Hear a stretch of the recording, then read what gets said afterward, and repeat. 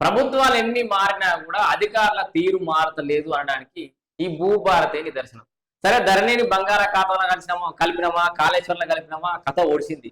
మరి ఉన్న భూభారతి అన్న చక్కగా పనిచేస్తుందా అంటే ఆ భూభారతికి వాడుతున్నటువంటి అధికారులు అది దునపోతు మీద వానబడ్డట్టే చేస్తారు. ఆ ప్రజాపాలన అని చెప్పేసి ఇట్లా రకరకాల రెవెన్యూ సదస్సులు అని చెప్పేసి దఫాలుగా మనం సదస్సులు నిర్వహించి అప్లికేషన్లు స్వీకరించి అట్లా తీసుకున్న అప్లికేషన్లకి ఇంకా సమస్యలు సాల్వ్ కాలే. ఇంకా ఆన్లైన్లో కూడా పాపం చాలా మంది సరే ఇది రెవెన్యూ సంవత్సరాలు ఇచ్చిన సాల్వ్ అయితే లేనట్టున్నాయని ఆన్లైన్లో కూడా ఒక 1000 రూపాయలు 500 ఎంతనో ఆన్లైన్లో ఫీజులు చెల్లించి మరీ దరఖాస్తు పెట్టుకుంటే అవి కూడా రిజెక్ట్ అవుతున్నాయి. సో ఎంత దారుణం చూడరు ఇక్కడ. ఇగో ప్రభుత్వాలు అంటే పరిష్కారం చూపరు, పక్కకు పెట్టుడే. ఏంది ప్రభుత్వాలు మారినా కూడా రెవెన్యూ అధికారుల పనితీరు అయితే అసలు మారతలేదు. దాదాపు 9 లక్షల పైచిలకు అప్లికేషన్లు పెట్టుకోరు రాష్ట్ర వ్యాప్తంగా. దాంట్లో కేవలం 5 అంటే 5%. మొత్తం 14 లక్షల సర్వే నెంబర్లు ఏమి ఉంటే ఎన్ని పరిష్కారమైన ఒక 71,000 14 లక్షలేడా 71,000 అధికారుల లాగిన్లలో పెండింగ్ లో ఒక అప్లికేషన్ లో ఒక 85,000 దాకా ఉన్నాయి.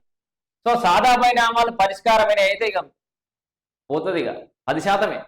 సాదా పరిణామాలు అయిన ఎంత 10 అంటే 10%. రోజు అడుగుతారు అన్న సాదా పరిణామాల గురించి మొత్తం చెప్తివి ఏమైంది చాలా అవుతలేవని కామెంట్లలో ఒకటే కామెంట్. సో ఏం చేయమంటారు మరి అంటే చాలా జనాలు గంతగానం ఎదురు చూస్తారు. అంటే ఈ ప్రభుత్వం మీద నమ్మకం పెట్టుకుని చేస్తారేమో, ఎందుకంటే మొదటి నుంచి చెప్తురు కదా. ఆ సాదా పరిణామాలకు సంబంధించి కూడా అదేదో ఆ కోర్టుల కేసు ఉంటే కూడా గెలిచిరి.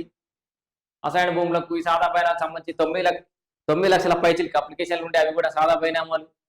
అవి ఉన్న పెండింగ్ అంటే కేసీఆర్ హయాంలో పెట్టినటువంటి అప్లికేషన్లు ఏవైతున్నాయో అవి క్లియర్ చేసుకోవచ్చని కోర్టు కూడా చెప్పింది. అంటే కోర్టులో వీళ్ళు ఆ కేసు గెలిచిరు, అది చేస్తామని చెప్పారు. ఇక జనాలు ఆశలు పెట్టుకోరా, ఇక చేస్తుంది ఈ ప్రభుత్వం ఎట్లయినా, ఎందుకంటే కొట్లాడుతుందిగా మన గురించి చేస్తారేమో అని చెప్పి ఎదురుస్తారు. ఇక 1.5-2 ఏళ్ళు గడిచింది. మరి ఇంకా ఎన్నికలు నేను చెప్తున్నా కదా, మీరు ఎన్నికలకు ముందు చేసినా కూడా సంతోషమే, కానీ చెయ్యరు. మీ హయాంలో ఈ సాదా పరిణామాలు క్లియర్ చేసి అసైన్డ్ భూములకు సంబంధించిన సమస్యలు క్లియర్ చేసి ఆ 22 ఏదైతే ఉందో నిషేధిత భూములు అవిట్లో కూడా సమస్యలు సాల్వ్ చేస్తే నెత్తిన పాలు పోతారు ప్రజలు. సో గత ప్రభుత్వం చేయని మీరు చేస్తే ఎవరైనా నెత్తిన పెట్టుకుంటారు. మీరు చెయ్యాలి, వాళ్ళకి మీరు చేసిన మీ డిఫరెన్స్ ఎంతో చూపెట్టాలి రైతులకి. ఇక్కడ సాదా పరిణామాలు పరిష్కారం అయినా 10% ఏంటంటే భూభారతి పోర్టల్లో దరఖాస్తులు కూడా పెండింగే.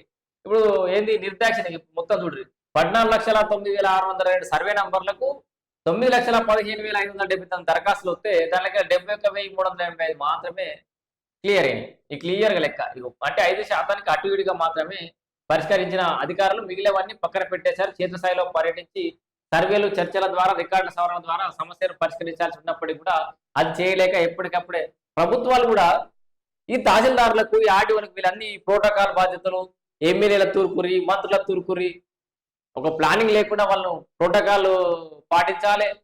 ఇటు ఈ ప్రక్రియ అటు ఆ ప్రక్రియ ఉన్నాయని ఎత్తిమీ పెట్టకుండా ఒక వారం రోజులు నెలల కనీసం ఒక వారం డెడికేటెడ్గా రైతుల కోసం రెవెన్యూ సమస్యల కోసమే ఒక వీక్ డెడికేట్ చేయాలి. ఒక వారాన్ని వాళ్ళకి అంకితం చేసి ఆ వారం రోజులు ఆ ఒక జిల్లాలో ఒక కలెక్టరేట్కి ఒక వారం రోజులు రెవెన్యూ అధికారులకు ఇస్తే డెడికేట్ చేస్తే ఆ రోజు ఆ వారం మంత్రులు కానీ ఎమ్మెల్యేలు కానీ అక్కడ పర్యటనలు పెట్టద్దిగా షెడ్యూల్ చేయాలి. అట్లా చేస్తే ఆ వారం రోజులు తహసీల్దారులు ఆర్డీఓలు క్షేత్రస్థాయిలో తిరగాలి, రెవెన్యూ సమస్యలు సాల్వ్ చేయడానికి ప్రయత్నం చేయాలి. ఎన్ని వీలైతే అన్ని 7 ఉంటాయి అప్పుడు అప్లికేషన్లు అయిపోవా? ఒక్క ఫైల్ గురించి అర్ధగంట కూర్చో, ఒక్క గంట కూర్చో, ఫోన్లు కొడితే అన్ని డీటెయిల్స్ వచ్చాయి. సాల్వ్ చేయాలని చిత్తశుద్ధి ఉంటే ఎట్లా చేయచ్చు? అరే ఇప్పుడు భూభారతి చెక్కిన రోజు వారానికి ఒక అప్లికేషన్ చేసిన ఒక్కొక్క మండలంలో 5% దాటకపోవునా? అధికారుల మీద ప్రభుత్వం కూడా ఒత్తిడి తగ్గించాలి, అధికారులు కూడా జర క్షేత్రస్థాయిలో దిగాలి. ఏసీ ఫ్యాన్ల కింద ఆయన ఈ బొట్టనేలు అటు పెట్టి రిజిస్టర్లు చేసి కూడా కూర్చునే బదులు ఇంకింత సమస్యలు పెంచే బదులు సమస్యలు సాల్వ్ చేసే ప్రయత్నం చేయాలి. ఇక్కడికో నిర్దాక్షిణ్యంగా పక్క పెట్టారు. ఏంది 2025 ఏప్రిల్ 14 భూభారతి చట్టం అమలుకి వచ్చింది. తర్వాత ఏంది 17 నుంచి 30 తారీఖు దాకా పైలట్ ప్రాజెక్ట్ గా 4 మండలాల్లో చేసారు. ఏది అప్లికేషన్ తీసుకురు. రెండో దేశాలనేమో మే 5 నుంచి 20 తారీఖు దాకా. ఇవన్నీ మీకు తెలుసు. అంటే అప్పుడు రెవెన్యూ సదస్సులలో ఇవన్నీ తీసుకుని అన్ని పక్కకు పెట్టి పడేసారు. భూభారతి పోర్టల్ కూడా పెండింగ్. ఏంది ఒకవైపు రెవెన్యూ సదస్సులో పెట్టుకున్న దరఖాస్తుల పరిస్థితి ఇట్లుంటే భూభారతి ద్వారా ఆన్లైన్ లో 1000 రూపాయల చొప్పున చెల్లిస్తూ పెట్టుకుంటున్నటువంటి అప్లికేషన్ సైతం అధికారులు ఇష్టారీతిగా రిజెక్ట్ చేస్తుంటారు. భూభారతి పోర్టల్ నమోదైన దరఖాస్తులను తహసీల్దార్, ఆర్డీఓ, అడిషనల్ కలెక్టర్ ఇట్లా వివిధ స్థాయిలలో వాళ్ళందరూ కూడా సాల్వ్ చేయాల్సిన అవసరం ఉంటుంది. కానీ ఆయా చోట్ల ముందు కదలని వేలాది ఆర్జీలు నిర్ణీత కాల పరిమితి దాటిపోతున్నా కూడా రాష్ట్రంలో వివిధ రెవెన్యూ అధికారుల లాగిళ్లలో మొత్తం 85,069 దరఖాస్తులు పెండింగ్ లో ఉన్నాయట. దీంట్లో 60 రోజుల లోపు వ్యవధి కలిగిన 39,076 దరఖాస్తులు కాగా నిర్దేశించిన 60 రోజుల కాల పరిమితి దాటిపోయినవి ఏకంగా 45,993 అప్లికేషన్లు. సో 54% ఉంది. సో ఇంత దారుణంగా వీళ్ళు అప్లికేషన్లు పెండింగ్ పెట్టుకుని పోతే ఇది సాల్వ్ అయ్యేది ఎన్నాడు. ఇక సాదా బైనామాలు కూడా 10%. 9 లక్షల పైగా దరఖాస్తులు వస్తే అంటే తెల్ల కాగితాల మీద రాసుకునే సాదా బైనామాలు చూసి కదా 10% కూడా పరిష్కరించలేకపోయారు. భూభారతి అమల్లోకి వచ్చాక అఫిడవిట్ నిబంధనల్లో మార్పులు చేసి పరిష్కార బాధ్యతలను ఆర్డీఓ పరిధికి అప్పగిస్తూ మార్గదర్శకాలు జారీ చేసినా ముందుకు కదలలేదు. ఏం చేస్తారు ఆర్డీఓలు? వాళ్ళకు పవర్స్ ఇచ్చారు సాదా బైనామాలకు సంబంధించి. క్షేత్రస్థాయిలో పర్యటించురి లేకపోతే సెల్ఫ్ అఫిడవిట్ ఇచ్చినా కూడా ఇప్పుడు ఇదివరకేమో సాదా బైనామాల కింద అమ్మిన వ్యక్తి ఇవ్వాలి అఫిడవిట్ ఇవ్వాలని చెప్పేసి అన్నారు ఫస్ట్. తర్వాత అమ్మిన వ్యక్తులు అఫిడవిట్లు ఇయ్యారు, కొంతమంది చనిపోయి ఉంటారు. సాదా బైనామాలు అంటే ఎప్పుడు ఎన్నడో ఉండే కదా, అంటే తెల్ల కాగితాల మీద. తర్వాత వాళ్ళ వారసులేమో మంచోళ్ళు ఉంటారు, సంతకాలు పెడతారు. మంచోళ్ళు లేకపోతేనేమో మన ఆయన మీకు అమ్మలేదంటే ఆయన కథ అడ్డం తిరిగేది అఫిడవిట్లు ఇయ్యక. నానా కష్టాలు పడి కొన్ని డబ్బులు ఇచ్చి చేయించుకుంటారు. ఇట్లా రకరకాల సమస్యలు ఉంటాయని చెప్పేసి మనం లేవనెత్తినాం, నిత్యం ప్రభుత్వం ముందు పెట్టినారు. తర్వాత ఆ నిబంధన కూడా మార్చారు, సెల్ఫ్ అఫిడవిట్ ఇస్తే సరిపోతుందని అని చెప్పారు. సంతోషపడ్డాం. అరే సెల్ఫ్ అఫిడవిట్లు ఇస్తే అయిపోతున్నాయి కదా సాదా బైనామాలని. కూడా అవి కూడా అయితలేవట. అంటే అయితలేవు మీన్స్ అధికారులు నిర్లక్ష్యం, దాని మీద ఫోకస్ చేయకపోవడం ఇక్కడే.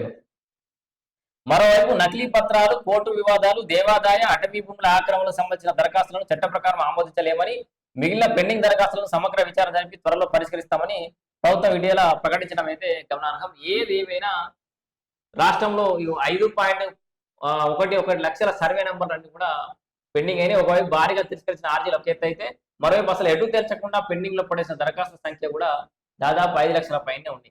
సో ఈ పక్కన పెట్టుడు బంద్ చేసి ప్రభుత్వం, నేను చెప్తున్నా కదా, ఏదో ఒక కొత్త మార్గం వెతకండి.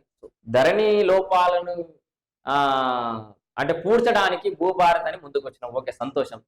ఇట్లనే అసలు ఈ అధికారులలో జాప్యం జరగకుండా, ఎక్కడ అంటే ఒక అధికారికి ఒక అధికారికి మిస్కమ్యూనికేషన్ జరగకుండా, ఇటు ప్రభుత్వానికి అధికారులకు మధ్య గ్యాప్ లేకుండా ఇంకో కొత్త ఆలోచన అయితే చేయాల్సిన అవసరం ఉంది. నేను ఇందాక చెప్పినట్టుగా అంటే అంత మేధావులే కాదు కానీ కొంత డెడికేటెడ్ అప్పుడప్పుడు చేస్తే బాగుంటుందని.